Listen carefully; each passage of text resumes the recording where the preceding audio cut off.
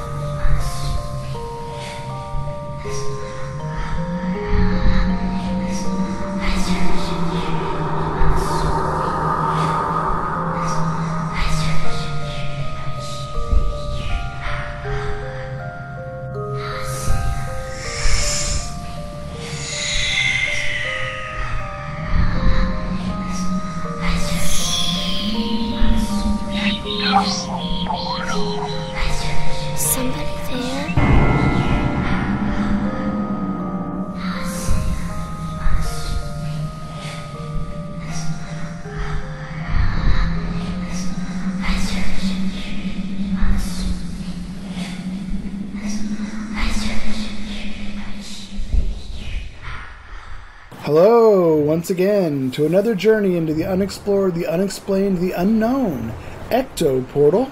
I'm Anthony Anderson, your host, and I'm here with my co-host, Verna Wilson. And today we're actually going to explore another haunted local spot that's very popular here and even with tourists.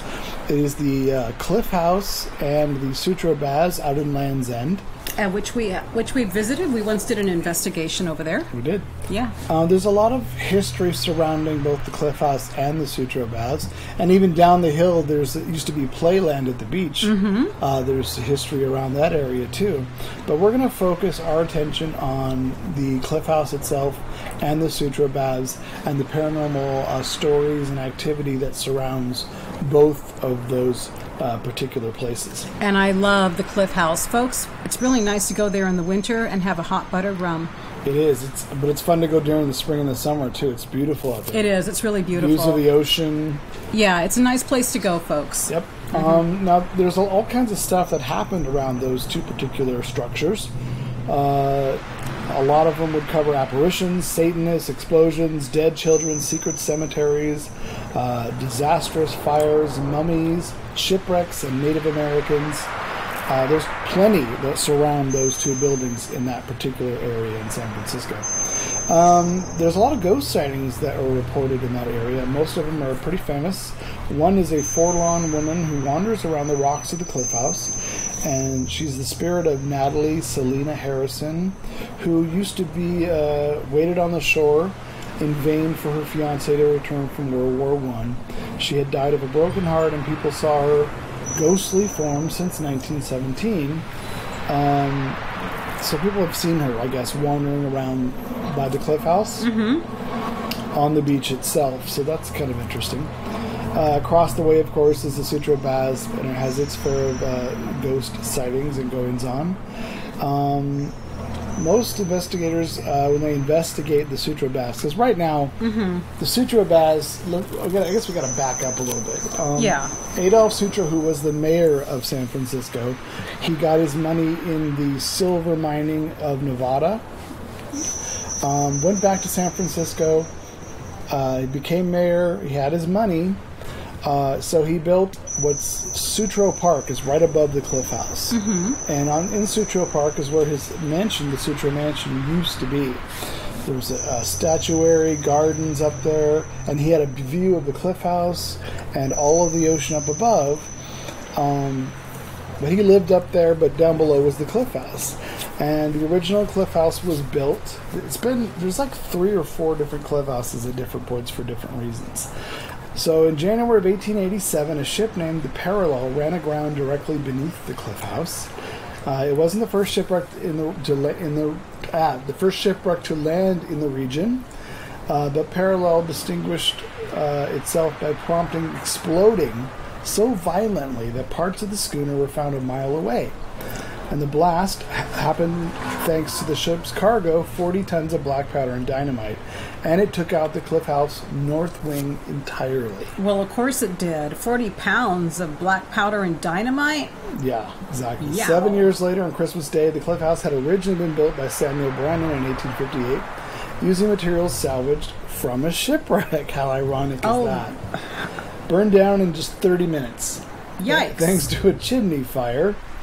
Adolph Sutro, this is where Adolph comes in, spent $75,002 years rebuilding it as an epic Victorian-style building. Locals nicknamed the elaborate 8-story structure towering above Ocean Beach the Gingerbread House. And after all that work and money, it burned down again just 10 years later. Jeez, that's what you call bad luck. I know, exactly. Jeez. It was a fire that ultimately took down the Sutro Bath building in 1966, while the structure being converted into apartments. Now, didn't somebody... Okay, I was about to... Go ahead, you're about to get to that. Those who believe in curses might wonder whether Adolph's persistent fire problem was a result of a penchant of collecting Egyptian artifacts. The Sutro Baths was the... It doesn't really... Let me just describe what that is. It was a large, almost palace-like structure made of glass. And it was built literally with, I forget how many outdoor pools he had of sun-heated saltwater pools. They were the biggest ever. There was cold pools. There was hot, heated pools by the sun. And all of these were inside this giant glass structure called the Sutro Baths. There was a museum in there, a restaurant, huge grandstands that people could go and swim and watch people swim. That sounds like fun, actually. Yeah. They had events there, bands, like I said, huge restaurant, and that really cool museum because he liked to collect Egyptian artifacts from around the world. And I think the museum is now still located in that area. Some leftover museums from machines from Funland and parts of that museum. Yeah, part of those were in the Sutro Baths. That's cool.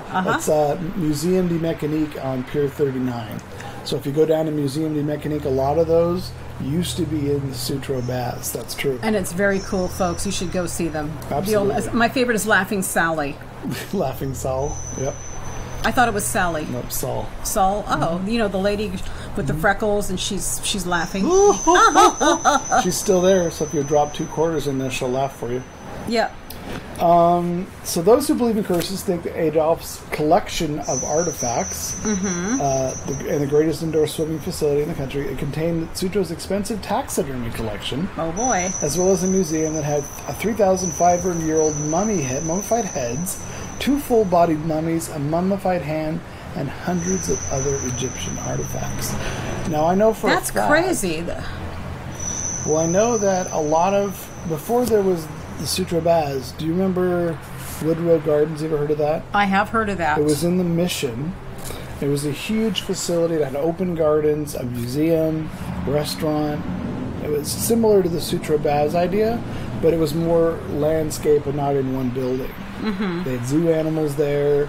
It's huge. It's an entire city block. Actually, it sounds kind of cool. It was.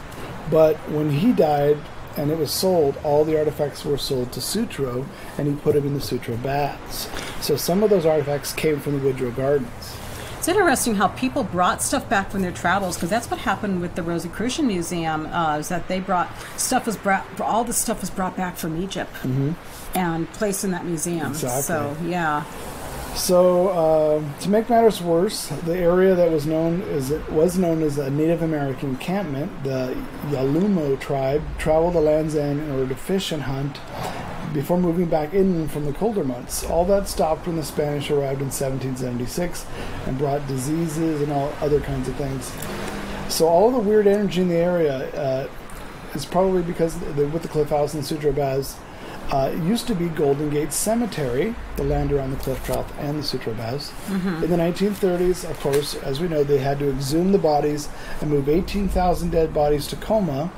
In 1993, hundreds of bodies were discovered in unmarked graves under the Legion of Honor when it began renovation. The assumption, of course, is that beneath Lincoln Park Golf Course, a great many anonymous dead people lie. And I know when they say they watered the golf course, hand bones, finger bones, foot bones stick up out of the ground on the golf course.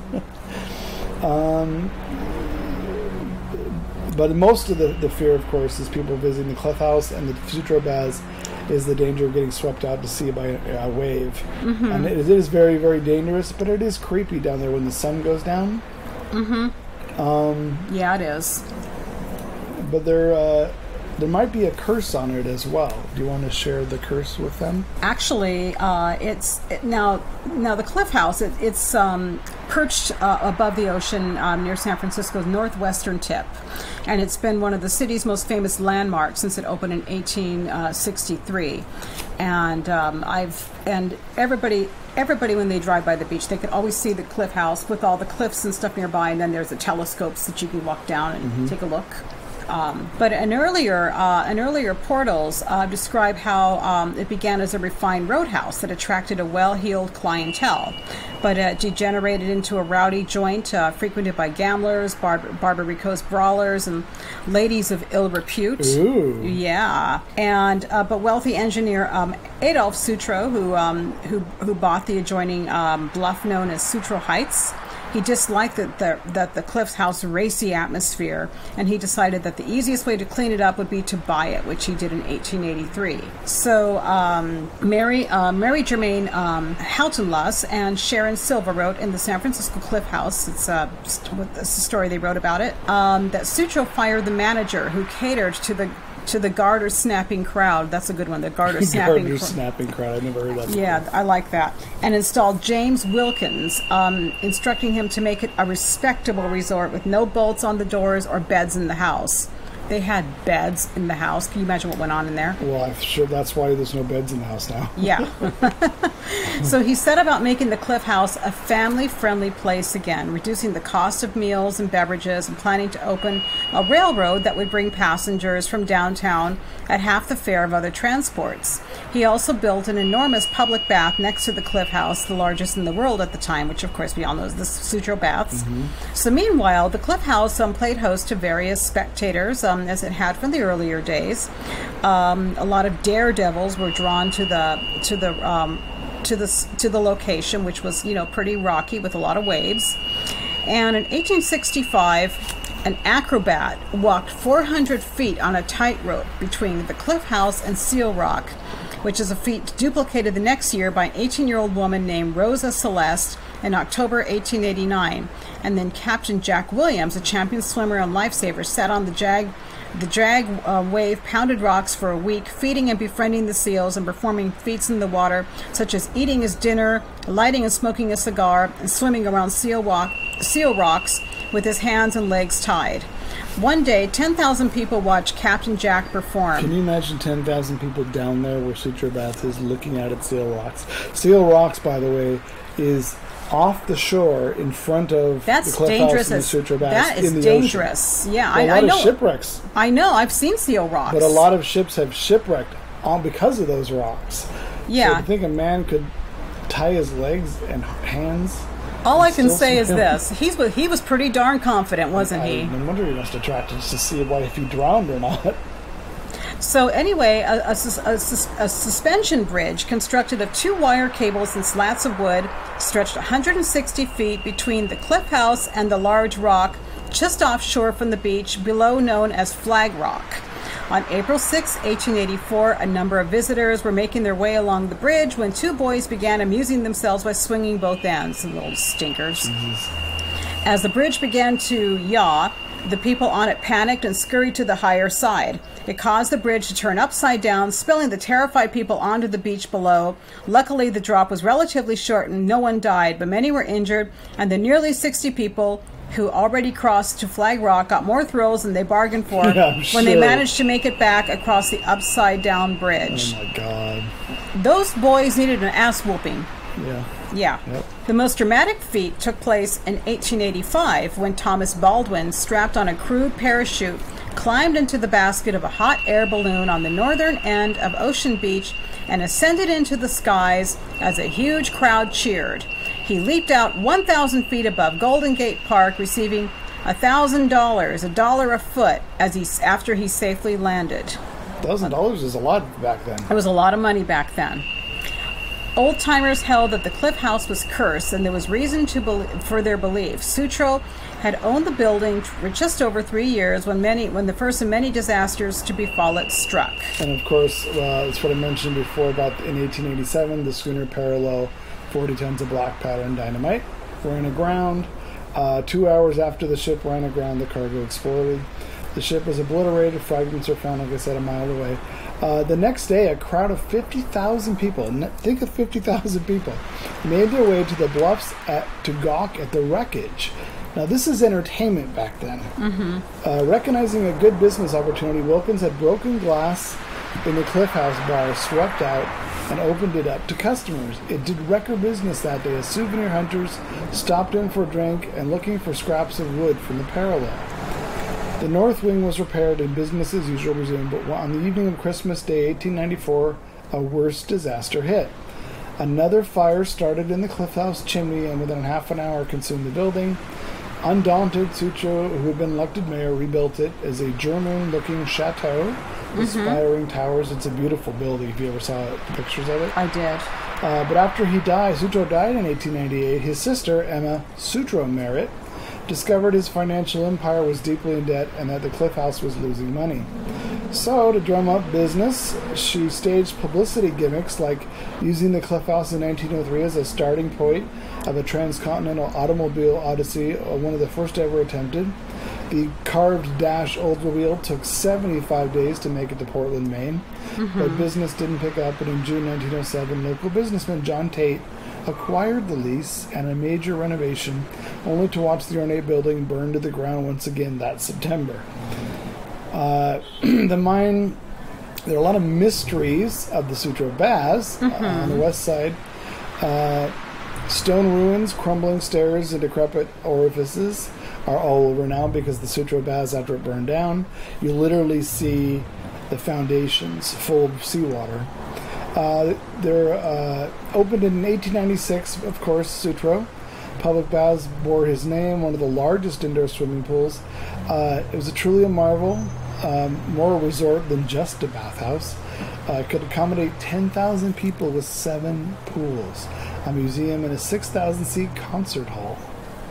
That's a lot of people. I never heard much about the concerts that were given there. Yeah, there's all kinds of pictures of it. Now tell me if I'm just imagining it, but wasn't there also a curse associated with Anton LaVey for the Sutro bathhouses or Funland? Oh yeah, we're getting to that. Oh, we are. Oh, okay. So I am correct. Okay, yes. I thought there was. Yeah. The unusual design of the baths pumped water in directly from the ocean with a system of tunnels, and it's kind of unusual, really. Somehow, though, Sutro's grand plans never took hold. The patrons came in droves. It seemed that the few came back, and he couldn't quite figure out where people would take their business elsewhere. It was just a little spooky, a little strange. The baths seemed cursed, as innumerable maintenance and construction problems plagued the project. The Great Depression sealed the fate of the Sutro Baths, and it was all downhill from that point. The owners doggedly hung on to the 60s when they decided to tear it all down and build condos instead. They all burned down. Yikes. A mysterious, catastrophic fire, insurance, broke out at the very beginning of the construction project, ripping through the materials and laying waste to the whole area. Nobody ever quite knew what caused the inferno either. Insurance.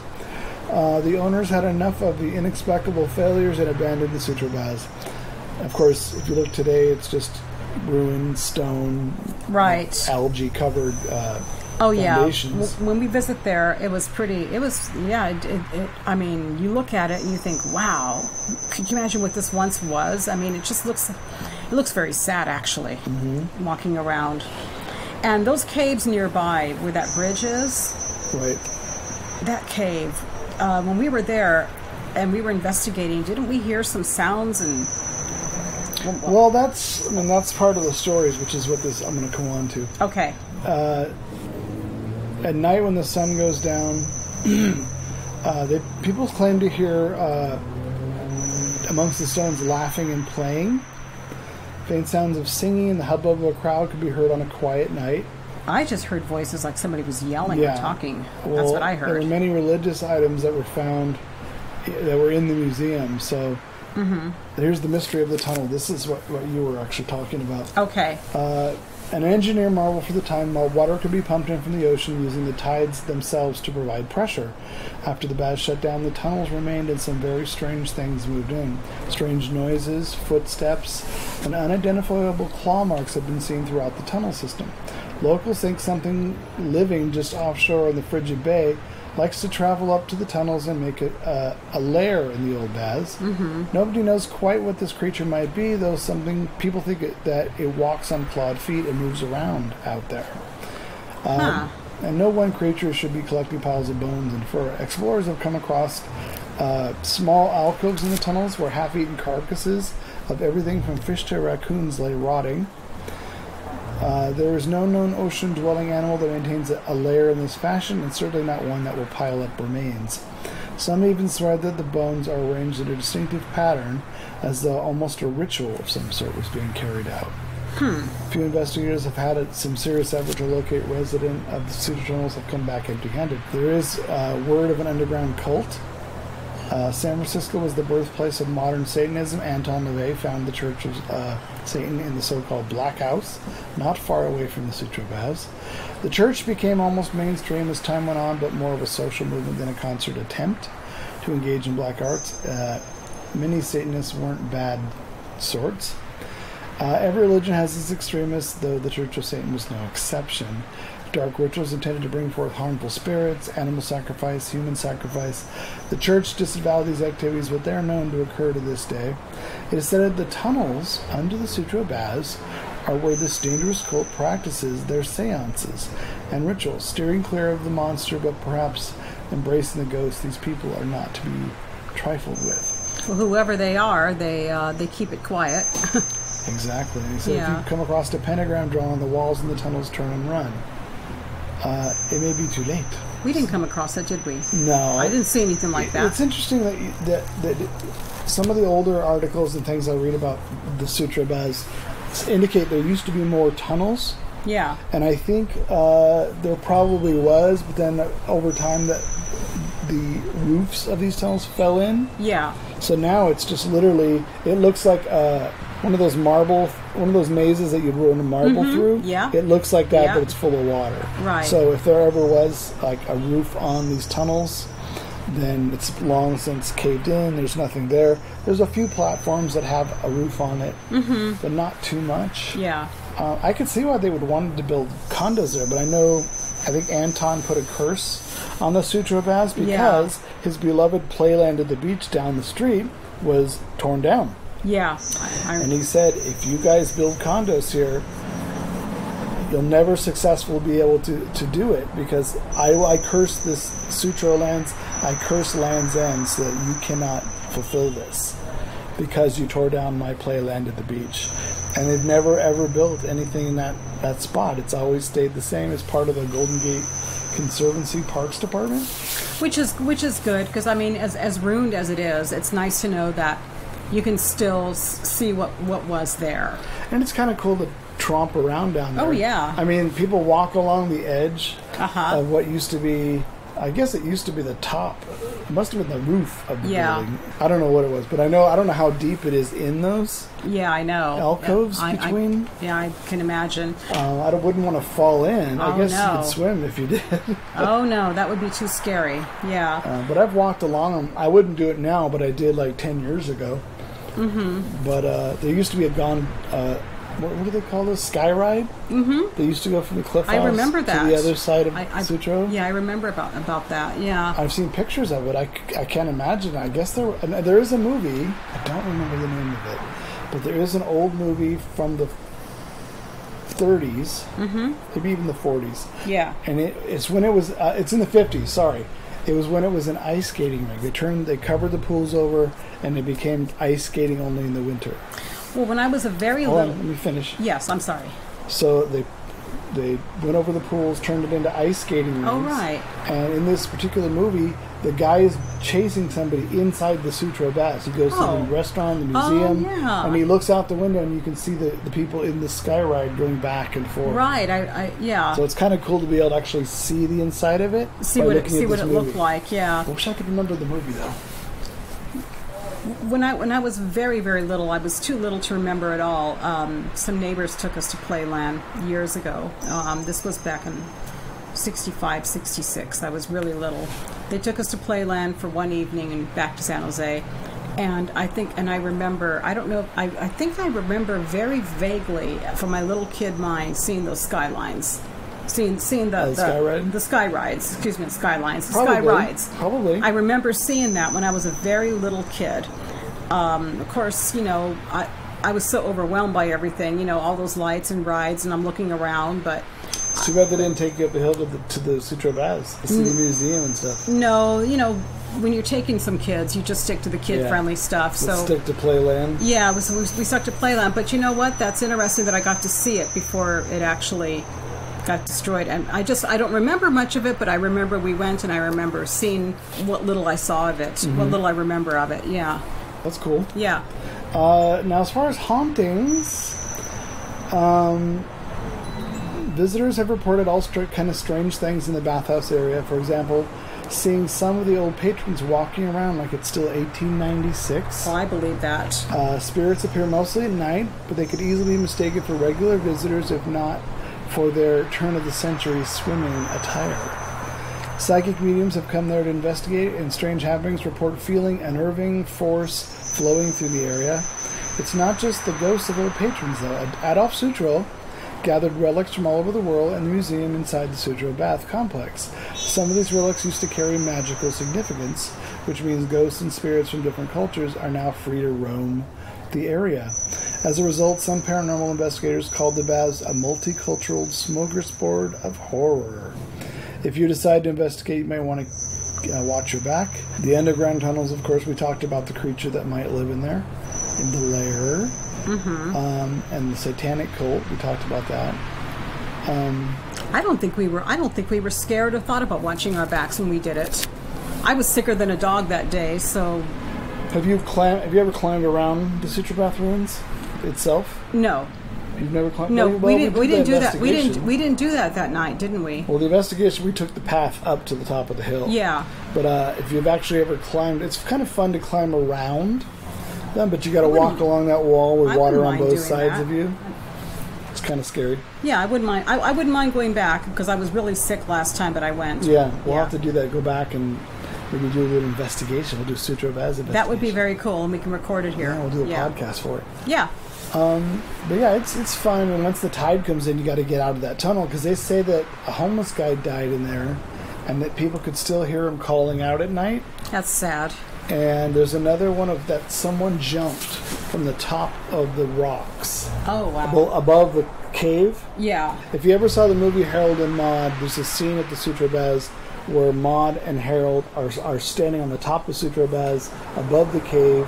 She goes down this staircase and he follows her. That area up above is above the cave. That's actually very sad. It is, but somebody leapt to their death. So people leave flowers occasionally, but apparently you can hear the person at night in the waves. Oh, jeez. And so people leave flowers and other trinkets to kind of appease. Yeah. But another thing is that if you light a candle in the cave, something comes in and blows it out. I call it the wind, but other people say it's paranormal. I've heard about that too, yeah. And they'll throw candles into it. You'll see candles being thrown over the edge. And well, that could be the wind too. yeah. But the people... I mean, there is strong wind around there. It is the ocean. But just be very careful because when the tide comes in, you do not want to be stuck in those caves. You don't want to be stuck in those caves. Now, we managed to go when it was very low tide. And early. We went early and we left really quickly. And that bridge that goes right in, you got to be careful walking there too because, I mean, you look down and it's like, ooh, I know. The water will come in quick from Seal Rocks and right into the inland. I remember I was really sick. I was walking with you guys down that bridge, and you know when you're sick, you kind of want to you stop for a second. I stopped and I held on, and then I looked down for a second, and I thought, oh, and then I walked right and I followed you guys really fast. Exactly. I thought, that looks pretty scary down there. And you can get wet. You can get wet really quickly in there too if you're not stepping. If you're in the not right careful, area. And it's quite a hike up there. It is. When you hike up the hill up to the top, like I said, in Harold and Maude, where they're standing and looking out, if you watch the movie, you'll see what I'm talking about. They actually go up and then they run down the side staircase, which is on the far side next to the ocean. They actually blocked it off. You can't go down there now. But in the movie at the time, it was still structurally sound. They're able to walk. They ran down the staircase and they were on a lower platform. But now it's way too dangerous and they won't let you down, or the Park Service won't. But that's a good movie to check out if you want to see part of the Sutro Baths. Watch Harold and Maude. Yeah. I think there's a lot of movies and TV shows from before the 60s, which captures a lot of that part of old San Francisco. You can even see parts of the old Cliff House too in a lot of these movies. Yeah. I mean, I've found that, and there's another, and I think one of the Hitchcock movies, Vertigo, maybe, is it Rear Window, maybe. Yeah. Where they shoot down by Fort Point. Oh, right. And you see the Cliff House too at one point during that when they're driving around. Because Hitchcock was very adamant about getting everything right as far as turning left on this street, turning right on that street. So you get to see glimpses of San Francisco in his movies because of that. But people think it's haunted, and I guess Adolph Sutro's mansion, which was torn down, I believe in the late 40s or early 50s. For a long time before it was torn down, it was actually used by the radio or TV stations in San Francisco because the antennas were so high up on top of the roof that they got great signal. They could send signals that way really well. And then when they tore it down, that came down, and all the statuaries that were in his gardens up in Sutro Heights, the park. It's a park now, by the way. You can go in there. You can see the foundation of Sutro's house. All the statuaries were buried because they didn't want vandals to destroy them or take them or steal them, so they buried them somewhere in the park. But now nobody knows where they buried them, so they can't even recover them to restore them. If they ever do construction, they'll find them. But who knows when that'll be ever... If they ever dig the park. It's a really nice little park. There's a gazebo. You can walk over to where the foundation of his house was and look out over the edge. Over at the Cliff House, over at the Sutro Baths below. Nice. Or where Playland used to be. It's all housing now, which is kind of sad. Yeah. But, it's an interesting area. So if you ever want to do a little hike for the day and an investigation in one, you might want to check out the Cliff House and the Sutro Baths. Yeah. Good time. Yeah, and if you hear of any sightings or hear of anything, well, we're here, and also you know about you've been warned. So you've been warned. You've been warned. I mean, yeah, if the sun goes down and the tide's coming in, get out of the cave. Get out of there. No, don't stick around. Be very. In other words, be careful, folks. Be very careful. Be very careful. Especially walking down those hills too. Yeah. All right, there's another episode of Ecto Portal. Yeah, that was great. Until next week, we'll talk to you again. Bye. Bye.